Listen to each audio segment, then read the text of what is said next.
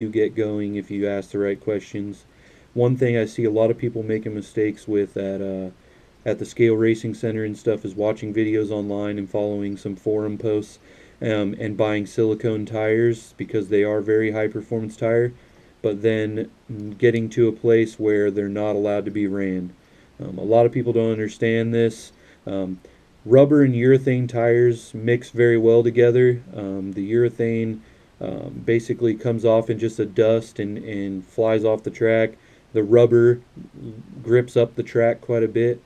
The silicone acts like an eraser wheel on your car, and it actually strips the rubber from the track.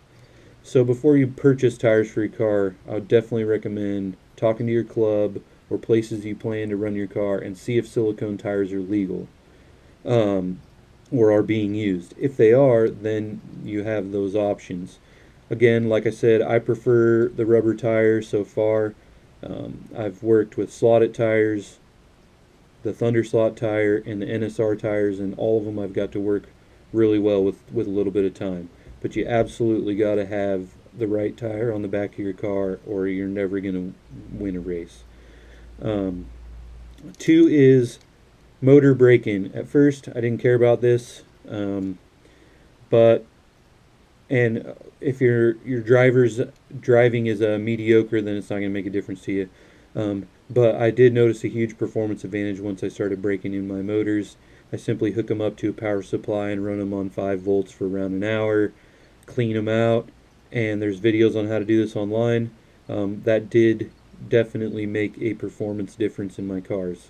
Um, you know, People say it's negligible, and it might be, but it was a noticeable difference in speed.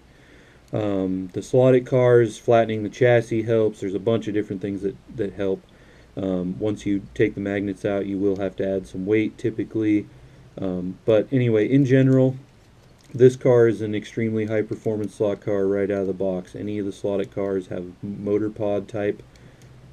That's something I should probably explain. So this is what you would call your normal slot car chassis. Older slot cars are like this. This is a solid single piece chassis. The flex is just built into the plastic, so on and so forth. Most of your higher end slot cars are going to have a two-piece chassis like this, where the motor is mounted to a secondary piece called a motor pod, and that motor pod is meant to be able to move freely within the chassis.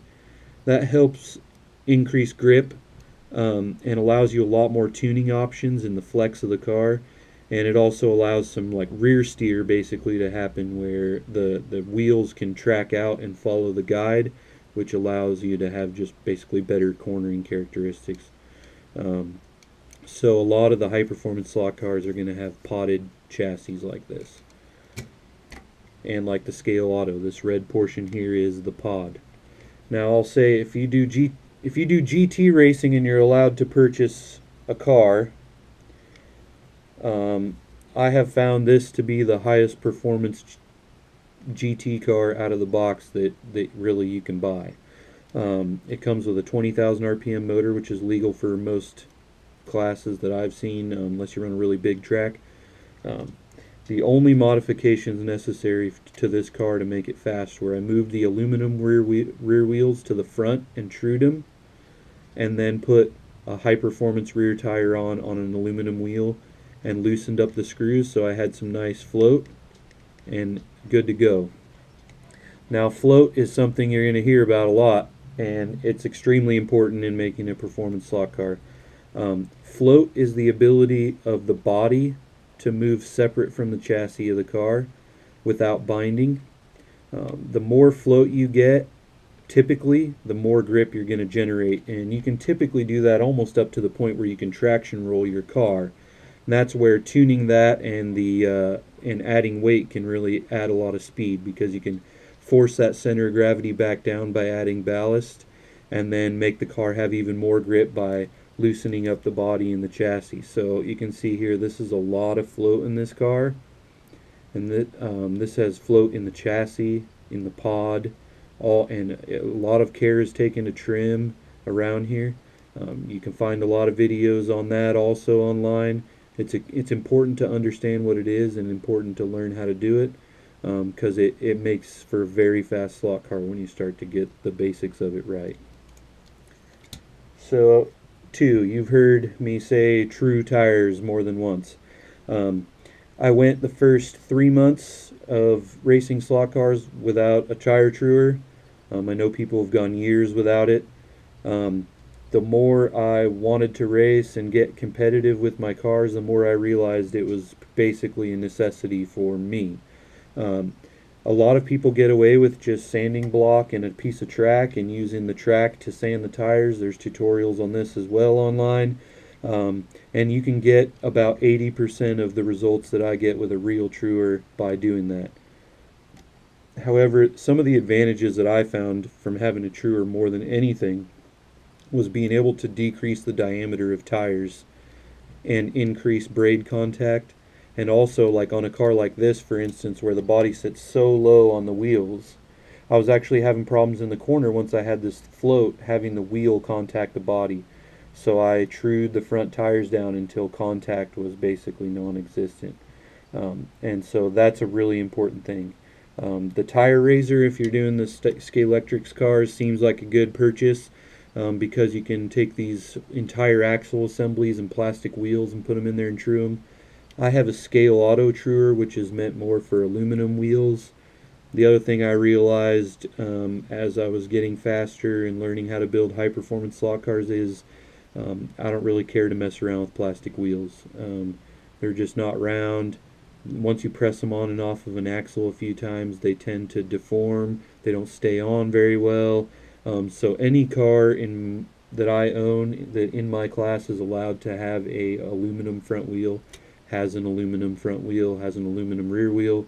The tires are much rounder, and they just perform better all in all. So let's talk about some other tools you're going to need. You're going to need, obviously, a Phillips screwdriver, something small like this, number 1. This is just a small snap-on one I got. This works good for all the stock Scalextric cars and slot.it cars. You want a high-quality one, you're going to use it a lot. I like this one. It's got a clip I can put in my pocket, so when I'm next to the track tuning, I can make quick adjustments and go right back out. Same thing with this. This is my flat blade screwdriver. A lot of the upgraded screws that you get for slotted cars, the brass ones, are flatheads. So this is my flathead screwdriver, magnet on the back, also with a clip on it. That's pretty handy to have. All of the slotted cars pretty much utilize a .95 Allen wrench. This is a wear-out wrench that I got from Slot Car Corner. This has been the best one that I've purchased. I purchased a $20 wrench before this $5 one. And the $20 one I don't use at all, and the $5 one I use all the time. So available on Slot Car Corner. A couple other shops also stock them. I believe 132 Slot Car also sells some of these. These are really good value. You're going to want that. If you're doing any aftermarket wheels, especially NSRs or your own NSR cars, or you're doing Scale Auto cars, you're going to want a 1.3 Allen. Again, this is a Wera. This is a must-have for me.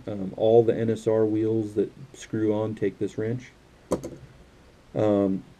You're going to want some tweezers, at least I do. When I'm reinstalling parts on chassis or picking up grub screws from my paper towels stuff, I use these a lot. That's a handy tool to have. Side cutters. These are really handy for a lot of different things. I've used them to trim chassis for float, clip small plastic parts, all that kind of stuff. Same thing I use with these curved Lexan scissors. These make a really easy way to trim around the edge of a chassis to try to introduce some float. That makes a big difference. We talked about the setup block. If you're doing a Revo slot, 1/24 scale, anything like that, you're going to want a 1.5 millimeter Allen, or 1.5. Sorry. This is a Scale Auto unit. This is a really nice wrench, replaceable tip. You can get this at 132 Slot Car also. Okay, so a couple other things you're going to need to keep your cars running good. Out of the box, no matter what, they need lubricated. I take every car apart now before I run it, but even on a Scalextric car, I would take it apart and make sure it's greased properly. I bought this kit right off the bat because it was just nice. It was bundled together in $6. This is Slot Car Corner Super Lube synthetic grease. This is for your pinions and spurs. This came in a nice syringe so it doesn't get your toolbox all dirty. It's easy to apply. You just add a little of this to the gears and run it around, make sure they're well lubricated. That keeps them from wearing out, keeps your motor fast because there's no drag. And then it also came with the Super Lube synthetic oil. Again, it's a $5 or $6 deal. The bottle's really handy. You use this on your bushings, use this on your front axles that ride on grub screws. I like to have a little drop of this on there. Anything that needs lubricated in the car, a drop of this will do it, so you're going to need some of that. Now, if you're going to put float in a car, things that are handy to have, Emery boards like this. Stole this from my wife.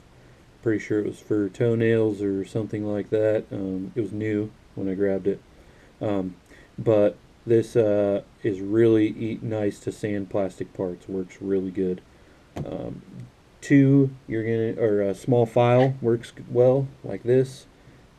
Trimming little areas, plastic. What I've noticed is like the motors in a lot of cars fit so tight that they deform the chassis, and so you want to be able to loosen that up. Something like this works really good. Gluing tires. One of the first things I did on my plastic wheel car was super glue the tires on, and I ruined them because it wasn't the tire I needed to run, and I couldn't get it back off without destroying it. So don't make that mistake. Use nail polish. Works really good for me. On the plastic wheels especially, it's enough to hold them on, to true them, to do all that, but you can peel them right off and clean it up.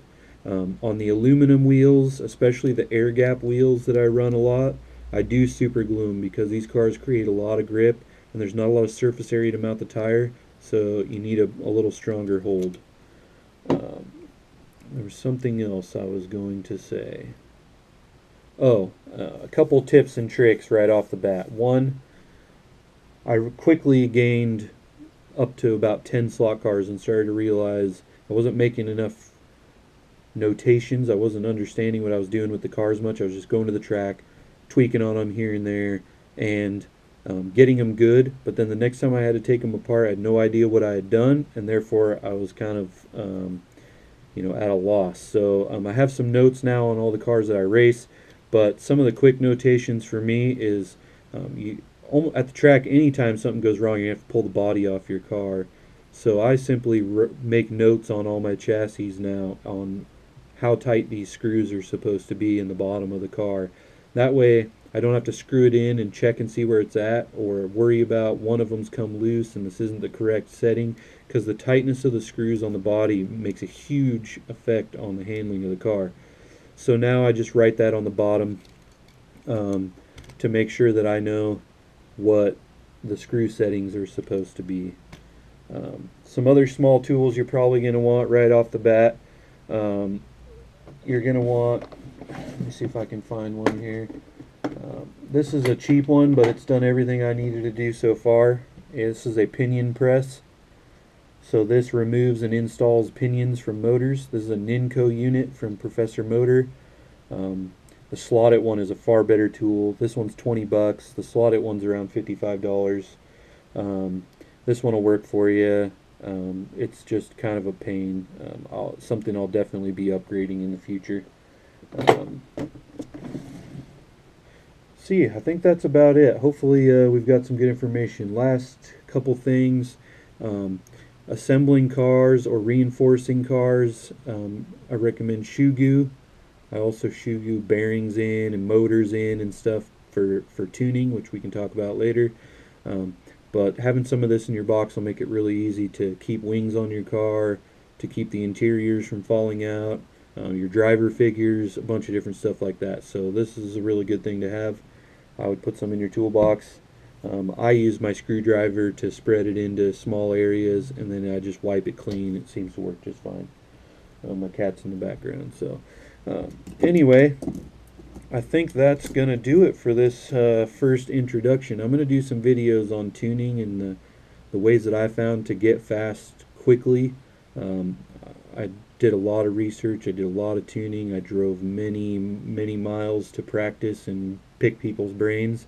And now I'm hoping to get more people into the hobby by making it a little easier, because it wasn't the easiest hobby for me to get going in to the point where I was satisfied with it. You know, a lot of people want to come out and do some laps and hang out and have a good time, and I think that that's a great way to use your time. I'm a competitive guy. I came out there to do some racing and to have fun, and for me, having fun means doing well. So I had to quickly learn how to get to the top. I've only won a couple of races. We have some fast guys in our club. I spent the first 2 months in last or second to last place, um, and that really kind of lit a fire under me to learn how to build a good car. And the car makes a huge difference. And you know, even the best driver with a terrible car can't win a race in slot car racing, and that's kind of a cool thing. Um, so anyway, sign off for now. I'll be doing probably a video on how to set up a new slotted car the basic way here pretty quick, because I'm going to be building a new one of those.